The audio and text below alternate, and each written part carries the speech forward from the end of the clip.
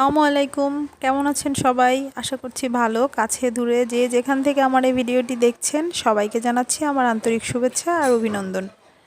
তো আবারও নতুন একটি ভিডিও নিয়ে হাজির হয়ে গিয়েছি আমি, শিমু। তো আজকে আহ, ভিডিওটা কিন্তু আমি সকাল থেকে শুরু করিনি, 12টার দিক থেকে শুরু করেছি। কারণ হচ্ছে সকালে তেমন কোনো ভিডিও শ্যুট করা হয়নি, আর পরপর 2 দিনের ভিডিও আমি একসাথে আপলোড করে দিয়েছি। যদিও ব্লগটা অত বেশি বড় না, তারপরেও শর্টকাট। তো যা হোক, আজকে দুপুরে রান্না করব হচ্ছে লাউ দিয়ে চিংড়ি মাছ। আর লাউ দিয়ে চিংড়ি মাছটা কিন্তু আমার ভীষণ পছন্দ। আমার বলতে আমাদের ঘরে আমার হাজব্যান্ড, আমি এবং আমার ছেলেরও খুব পছন্দ। তো তার জন্য এখানে তেমন কিছু দেইনি, রেগুলার যে মশলা। আর লাউয়ে সাধারণত তেমন কিছু দিতে হয় না, কাঁচামরিচ আর পেঁয়াজ এনাফ, হলুদ মরিচ, কাঁচামরিচ, হলুদ মরিচটা একটু দিয়েছি, লাল মরিচ সেটা খুবই সামান্য পরিমাণে। আর এই চিংড়ি মাছটা কিন্তু আমি আগে কষিয়ে রেখেছিলাম, যে মশলাটা দিয়েছি কষিয়ে উঠিয়ে নিয়েছিলাম। এটা যখন লাউটা প্রায় সিদ্ধ হয়ে গিয়েছে, এখন চিংড়ি মাছটা হতে 2-4 মিনিট সময় লাগবে, লাউটাও এরকম একটা টাইমে অ্যাডজাস্ট করে দিয়ে দিয়েছি। তো আর তেমন কিছু রান্না করব না, একটা তরকারি রান্না করেছি, যেহেতু আগেই বলেছি এটা আমাদের খুবই পছন্দের একটা খাবার। তো এই তরকারিটা হলে আর কিছু প্রয়োজন নেই তেমন, আর ঝামেলা করতেও ইচ্ছা করছিল না বেসিক্যালি। তো এটাই হচ্ছে কথা। আর আজকে হচ্ছে বৃহস্পতিবার ছিল। সো বৃহস্পতিবার আমি যতটা সম্ভব ঝামেলা এড়িয়ে চলি, যত শর্টকাটে রান্না সারা যায়। এক কথায় বলতে গেলে বৃহস্পতিবার হচ্ছে আমার রিল্যাক্স ডে, মানে এই দিন আমি যতটা সম্ভব রিল্যাক্স করে নিই। কারণ শুক্রবারে কিন্তু প্রচুর কাজ থাকে, শুধু আমার না, আমার মনে হয় সব গৃহিণীদেরই। কারণ শুক্রবারে সাধারণত বাজার করা হয়, আর মাছ কাটাকুটি বা অন্যান্য আরও বিভিন্ন ধরনের ঝামেলা থাকে। তো ইচ্ছাও করে না, যে মানে ইচ্ছা হয় যে একদিন রেস্ট নিই। তো সেই দিনটা আমার কাছে মনে হয় যে বৃহস্পতিবারটাই যতটা সম্ভব একটু ঝামেলা মুক্ত সময় কাটাতে চাই আর কি। আর এটা হচ্ছে সন্ধ্যায় আমি এখানে একটু আলু ভাজি করে নিচ্ছিলাম। বলেন তো এটা দিয়ে কি হবে? আচ্ছা, আমি বলে দিচ্ছি, এটা দিয়ে আমি দারুণ মজার সিঙ্গারা করব। আর ভিতরের ভাজিটাতে আমি তেমন কিছু দেইনি, আলু আর একটু বাদাম দিয়েছিলাম, কালো জিরা, পাঁচফোড়ন, এই আর কি দিয়ে ভাজিটা করে নিয়েছি, আদা রসুন রেগুলার মশলা দিয়ে। আর অত রেসিপি দিলাম না, উপরের ময়দাটাকে জাস্ট একটু অয়েল, লবণ আর সামান্য একটু চিনি দিয়ে নিয়েছিলাম। নিয়ে এটাকে ভালো করে ময়ান করে কিছুটাক্ষণ রেখে দিয়ে তারপর সিঙ্গারার শেপে ভাজিটা পুরটাকে ভিতরে দিয়ে তারপর ডুবো তেলে ভেজে নিচ্ছি। আর এই সিঙ্গারাটা কিন্তু মোটামুটি 15 থেকে 18 মিনিট সময় নিয়ে ভাজতে হবে লো হিটে। আর একটা কাঠের কি বলে এটাকে, হাতল বা নাড়নি দিয়ে আমি নেড়ে নিচ্ছিলাম। কারণ যদি খুন্তি দিয়ে করা যায় তাহলে হয়তো বা একটু লেগে ফুটো হয়ে যেতে পারে, আর অয়েল ঢুকে গেলে কিন্তু আসলে এটা আর ভালো লাগে না। সো এভাবেই করছিলাম। আর আসলে সিঙ্গারা অ্যাভেলেবেল আছে বাসার নিচে, তো ইচ্ছা করছিল একটু ঘরে করি। আর ঘরের জিনিস কিন্তু একটু স্পেশালি হয়, মজা হয়, এর মধ্যে কলিজা দিয়ে দিলে তো কোনো কথাই নেই। তো যা হোক, শীতের দিনে এই গরম গরম সিঙ্গারা, চা সিঙ্গারা কিন্তু দারুণ জমে যায়, তাই না? তো সেটাই করছিলাম। আর সিঙ্গারাগুলো কিন্তু প্রায় হয়েও এসেছে।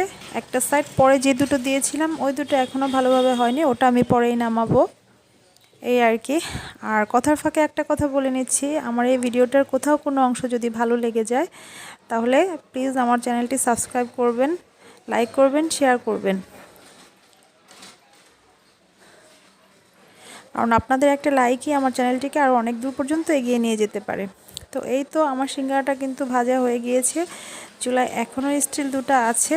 তো এই দুটো আমি তুলে নেব, আর একটু ফ্রাই করা হলো, এই দুটো হয়নি। আর সাথে থাকছে রং চা, দুধ চা করছি না। দুধ চা দিয়ে সাধারণত সিঙ্গারাটা খুব ভালো জমে, বাট রং চাই করেছি। আমাদের 3 জনের জন্য 3 কাপ, আমি, মুশফিক আর ওর বাবা, এই আর কি। আর সন্ধ্যায় আমি একটু ডেজার্ট করেছিলাম, এটা খাওয়ার পরে দিব। যদিও আমি খেতে পারিনি, আমার অ্যাসিডিটির প্রবলেম। তো ওর বাবার জন্য পিঠা করেছিলাম। এবার শীতে ধরতে গেলে সব আইটেমের পিঠাই করে দিয়েছি। তো সেমাই পিঠাটা করেছিলাম। তো আজকেও তো ওর বাবা খেয়েছে এবং খুব মজা করেই খেয়েছে। তো রেসিপি আমি ওইভাবে আর শেয়ার করছি না, তো আমি আপনাদেরকে একটু দেখিয়ে দিচ্ছি যে সেমাই পিঠাটা এটা কতটা ইয়াম্মি হয়েছে আর পারফেক্ট হয়েছে। তো এটা আসলে সবাই পারে, কারণ হয়তোবা আমি অতটা ভালো পারি না, আমার থেকে আরও অনেক ভালো পারেন আপনারা। তারপরও যেহেতু বানিয়েছি তো শেয়ার করলাম। আর পিঠাটা খেতে বেশ মজাই হয়েছিল আর কি। আর এই যে দেখতে পাচ্ছেন ব্যাটারটা, এটা দিয়ে বানাতে চেয়েছিলাম হচ্ছে চিতই পিঠা। চিতই পিঠা বলতে ভিজানো পিঠা। বাট আমি যেই চুলাটা, আমার চুলা খেয়াল করলে দেখতে পারবেন যে আমার চুলাটা চেঞ্জ করা হয়েছে। আসলে একটু প্রবলেম হয়েছে, আমার আগের চুলাটা চেঞ্জ করে বাড়িওয়ালারা আমাদেরকে নতুন চুলা দিয়েছে। তো এই চুলাতে গ্যাস খুবই কম ওঠে, সো এই চুলাটা আবার চেঞ্জ করতে হবে। আর ওই চুলায় আমার পিঠা হয়নি, অর্ধেক একদম মুচমুচে হয়েছে আর অর্ধেক হয়েছিল থেকে গিয়েছিল কাঁচা। সো তার জন্য আমি আর শেয়ার করিনি। আর এখন আমি চলে যাচ্ছি নেক্সট মর্নিংয়ে। আসলে এখন আমি বসে সকালের ব্রেকফাস্ট করছিলাম। এটা কিন্তু এই দিনের না, পরদিন সকালের ফুটেজ। তো সকালের নাস্তায় ছিল ভুনা খিচুড়ি আর গরুর গোশ। কি ভীষণ মজার, দেখে নিশ্চয়ই বুঝতে পারছেন। যদিও আমি কিন্তু খাওয়াতে পারবো না আপনাদেরকে, এটা দেখে খেতে ইচ্ছা করলে রান্না করেই খেতে হবে। আর এই ভুনা খিচুড়িটা কিন্তু আমি এবং আমার হাজব্যান্ড এবং আমার ছেলে তিনজনেরই ভীষণ পছন্দ। তো যা হোক, আমি নাস্তাটা সেরে নিচ্ছিলাম। আর এদিকে কিছু বাজারও নিয়ে এসছে। তো এখানে আছে হচ্ছে বাঁধাকপি, শীতের সবজি আর কি, শসা, সিম, তারপর আরও ছিল এখানে কাঁচা টমেটো, আর ছিল হচ্ছে ফুলকপি। আর ওদিকে কিছু পেঁয়াজও আমি কেটে রেখেছি। আর এই কাঁচা ফুলকপিগুলো কিন্তু ভীষণ ভালো লাগে। একটু জলপাইও এনেছিলাম ডাল দিয়ে খাওয়ার জন্য। আর ছিল ধনেপাতা। তো এই ছিল, আর সাথে ডাঁটা শাকও এনেছিলাম। তো ডাঁটা শাকটাই আমি রান্না করব। আর এই যে ডিমগুলো এভাবে আমি কিন্তু কিছুক্ষণ ভিজিয়ে রাখি, তারপর একটু ভীম দিয়ে একটা কাপড় দিয়ে ঘষে ঘষে পরিষ্কার করে দেন ফ্রিজে তুলি। আর এদিকে কিছু কাঁচামরিচও আমি বেছে নিয়েছি।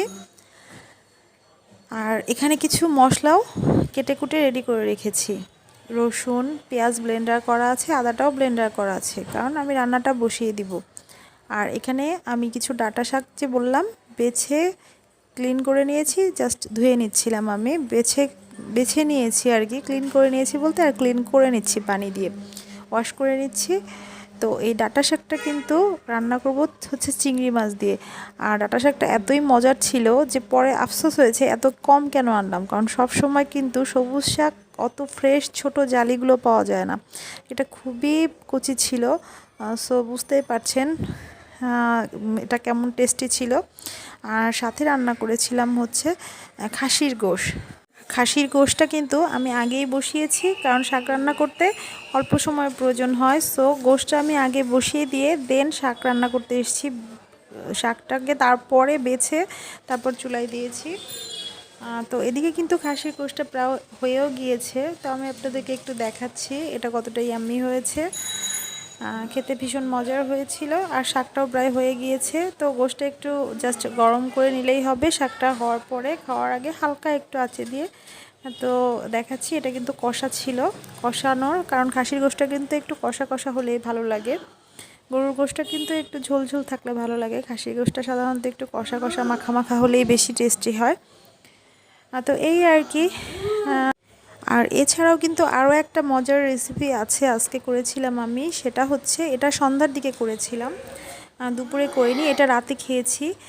এটা হচ্ছে পুঁইয়ের যে ফলটা হয় চেপা শুটকি দিয়ে আলু দিয়ে, ওইটাকে আমি মাখা মাখা করে করেছিলাম। আর এটা যারা খাননি তারা ট্রাই করে দেখবেন, আশা করছি ভীষণ ভালো লাগবে। ভীষণ ঝাল দিয়ে শুটকি মাছ যেভাবে করে একটু রসুন বেশি দিয়ে তারপর করে নেবেন, আশা করব খুব ভালো লাগবে। মশলাটাকে কষিয়ে শুটকিটা আগে দিয়ে ওটাকে একদম ভেঙে মিশিয়ে দিয়ে তারপর রান্না করেছিলাম। আর এটা আমার ভীষণ ভীষণ মজা লেগেছিল। আমিও খেয়েছি, আমার হাজব্যান্ড খেয়েছে, আমার বোনের হাজব্যান্ড এসেছিলো, ও খেয়েছে। অ্যাকচুয়ালি এটা কিন্তু খুব মজা হয়েছিল। তো যাই হোক, আমার তো ভালো লেগেছে, জানি না কার কেমন লেগেছে, কারণ পুঁইয়ের এই ফলটা আমি ভীষণ পছন্দ করি। তো এই আর কি। আর এই যে খাবারগুলো, এগুলো হচ্ছে আমার মা খালার ভালোবাসার খাবার। আপনাদের ভাইয়া গিয়েছিল, তাকে জোর করে এগুলো গুছিয়ে দেওয়া হয়েছে, আমি যেতে পারিনি।